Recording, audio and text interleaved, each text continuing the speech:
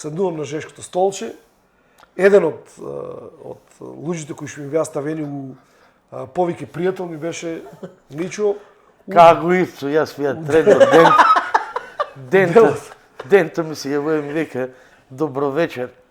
Жешко надвор пеи степенани, табличи играјме, цркат сите унатре, ништо не слушаш, шо не, ама, телефонот.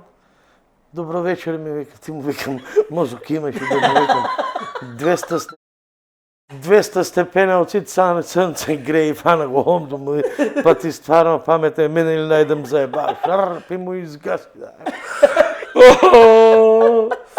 А тој ми вика, Диме, што е ова? Кој вика, тие од таму вика, кој вика, овој луд човек.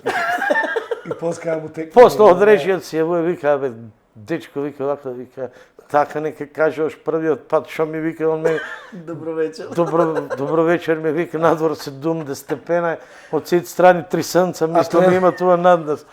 Жешко, ама не се дише. Ајде, Миле, да се преправиме дека е вечер. Вика, ајде да се преправиме дека е вечер, леле мури мајко.